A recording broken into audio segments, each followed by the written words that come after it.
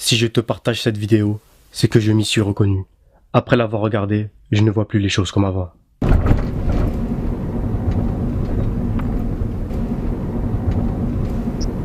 On est dans une situation critique, ya Ikhwan.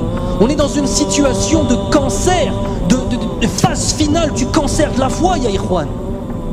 Sauf qu'on s'en rend même pas compte, c'est ça le plus grave.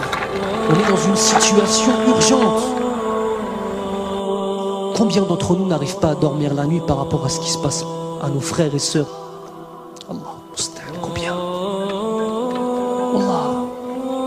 Même al-mahabba, même le lien d'amour, fils abilillah, il a tellement disparu à ce point-là.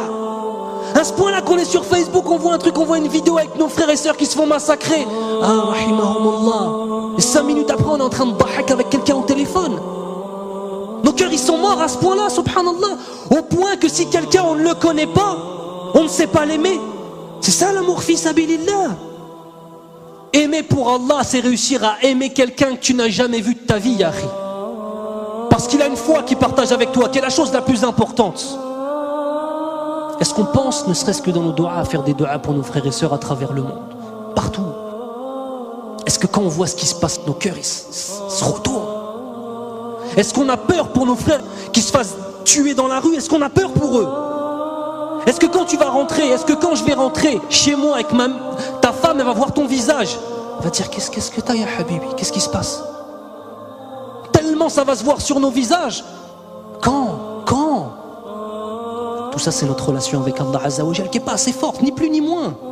Ni plus ni moins que ça. On est loin, ya Ikhwan. On est extrêmement loin.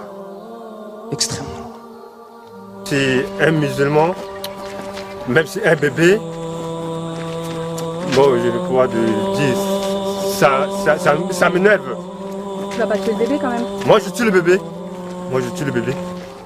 Mais un bébé de 2 ans par exemple? Moi, je le tue. Mais 1 an, même si avec les femmes avec des grossesses, moi, je le tue. Si le musulman ne part pas dans le kilomètre 5, nous les Antilles, nous devons aller pour venir tout le reste des musulmans là-bas pour manger. Parce que le musulman c'est bon pour manger. Parce qu'il avait beaucoup de têtes, donc il faut manger comme ça. Bon.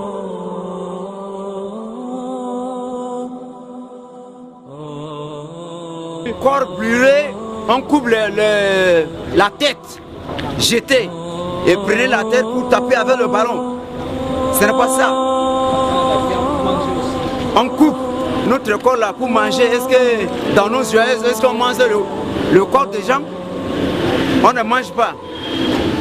Ce sont les chiens qui mangent n'importe quoi. Mais nous, les gens comme nous là, comme vous là, on ne peut pas manger notre chair.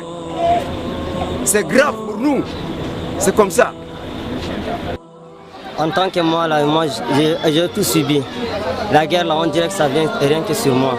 Ils ont tué ma mère et mon père. Il ne reste que moi. Je suis seul maintenant. Je ne sais pas là où j'allais. C'est pour cela que je suis resté ici, à la base des réfugiés. Et moi, j'ai parti à l'école. J'ai promené. À mon retour, les anti-Balaka sont attaqués. Et je suis précipité d'aller à la maison. Je n'y suis pas arrivé. Et ils m'ont dit qu'ils ont tué mon père et ma mère. L'histoire d'un homme que j'ai rencontré ce matin au camp réfugié, il est en train de me raconter une histoire réelle qu'il a vécue sur le terrain. L'histoire c'est quoi? On a tué son fils, on l'a obligé de manger la chair de son propre fils. Il l'a mangé par obligation, mais ce dernier, il parlait en pleurant. Il me dit s'il pouvait pleurer avec du sang à lait, il le fera. Vraiment, et il a dit adieu à la viande. Lui, il va plus jamais manger de la chair, que ce soit la chair des animaux, comme poissons, etc. Il a juré de ne plus manger la viande parce qu'on l'a obligé de manger la chair de son fils, mes frères. C'est vraiment terrible. Ces gens-là, ce sont eux qui nous aident ici à vivre. Sans eux, on serait déjà morts. Parce que les vivres ils nous amènent des vivres chaque fois. Nous mangeons grâce à eux une fois par jour. Mais ça ne nous dérange pas. L'essentiel, c'est de vivre. Mais seulement, nous remercions beaucoup l'opinion internationale ainsi que les bienfaiteurs. Nos bienfaiteurs que vous êtes. Alors nous nous encourageons de continuer à agir de la même façon pour ne pas que nous mourions de faim. Parce que nous venons de très loin.